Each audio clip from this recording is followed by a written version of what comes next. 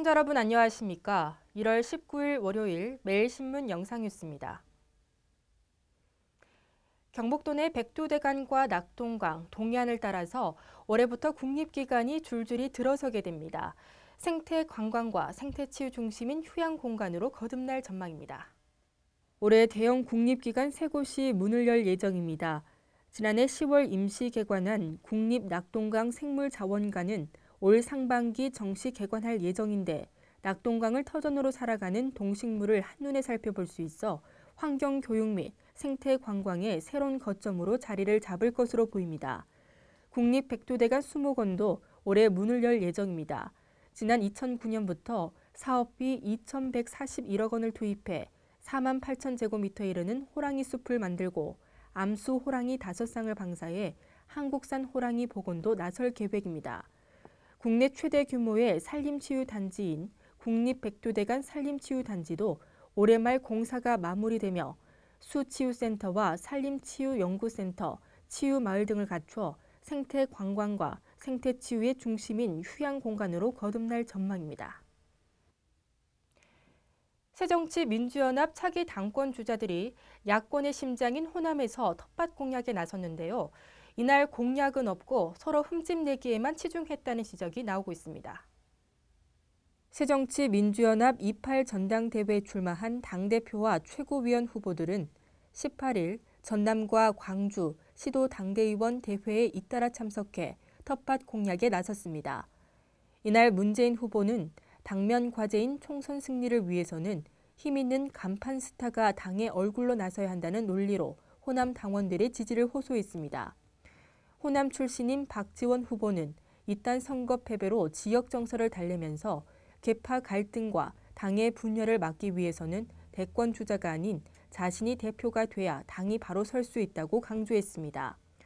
86그룹을 대표하는 이인영 후보는 친노 비노의 갈등과 영호남 지역주의를 극복하기 위한 세대 교체를 강력 주장하면서 구체적인 민생 정당 모델을 내놨습니다.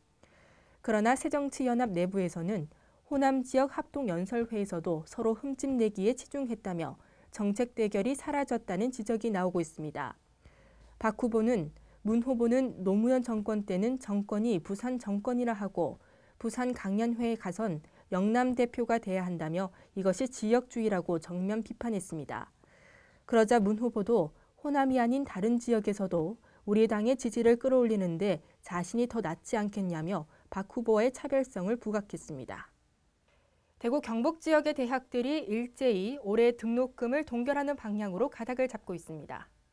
김천대는 지난해 12월 19일 지역 대학 가운데 가장 먼저 2015학년도 신입생 및 재학생 등록금 동결을 결정했습니다. 올해 들어서는 경북대와 금호공대가 동결 대열에 합류했습니다.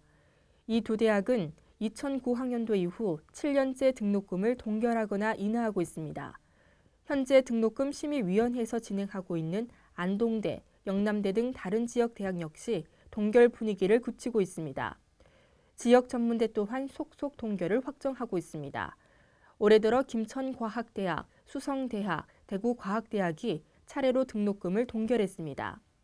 대학들은 표면적으로는 어려운 경제 상황을 고려해 학생과 학부모 부담을 덜어주고자 등록금을 동결한다고 밝혔지만 실제로는 울며 겨자 먹기로 교육부 방침을 따르고 있습니다.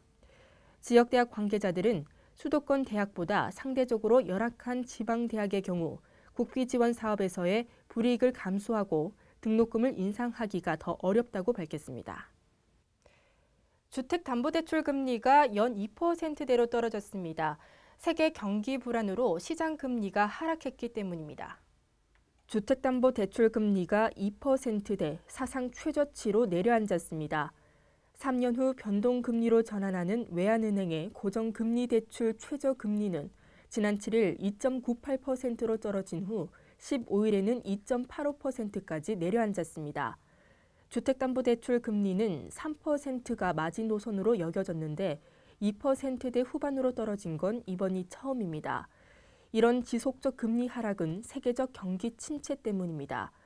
올해 들어 유가 급락과 그리스의 유로존 탈퇴 우려 등 세계 경제가 불안한 조짐을 보이자 안전자산인 국채의 돈이 몰리면서 시장 금리는 뚝 떨어졌습니다.